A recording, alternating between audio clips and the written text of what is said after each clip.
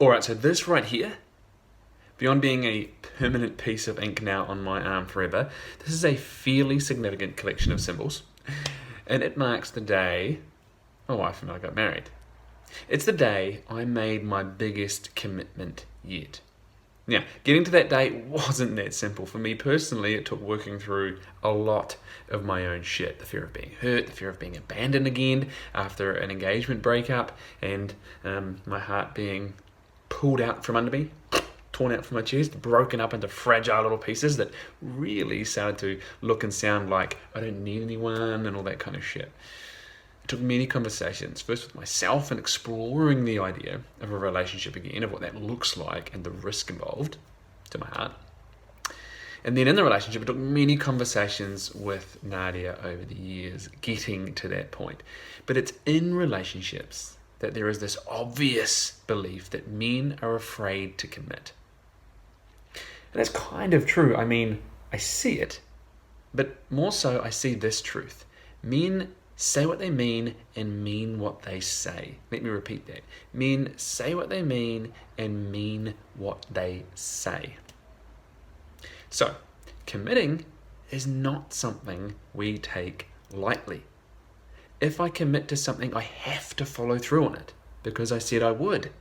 And to not brings my identity into question, my integrity and worth as a man. And if I don't have that, what do I have? This is why a lot of men are out of integrity, because they don't understand commitments and action and what it requires of them. So we overpromise and under-deliver. And it eats away at us. That is a big cause for that internal struggle around integrity and commitment. And for men who struggle with commitment anywhere in your life, you must practice it. You must get into the habit of practicing small, medium, and large commitments. Anywhere, commit and follow through.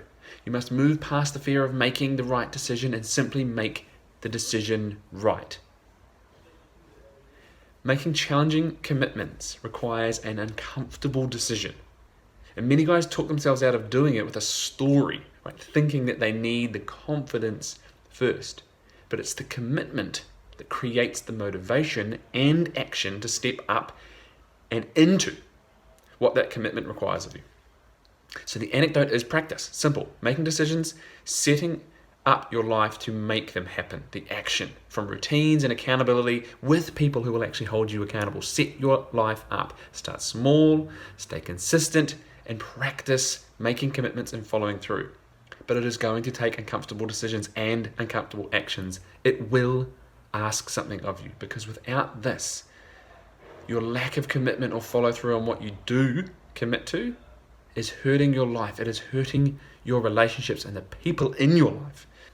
Now, for the woman relating with men like this, invite him to have a conversation about this, about commitment, about his word, about his actions. Ask him what commitment means to him and get curious about it yourself instead of potentially getting on his case about it, right? Invite him to get curious too. Because forcing a guy to commit to something he's unsure about, just for the sake of your need for it, that might well be the first dangerous step in him moving out of integrity, which, to be clear, is a lose-lose for everyone. A lose-lose for everyone. You do not want that. Pulling a man out of integrity or being the catalyst for it is a great step to create resentment in a relationship. If you like this, be sure to click like, subscribe, or see first depending on where you're seeing this. And please share this video with a guy that you think could do with understanding commitment better.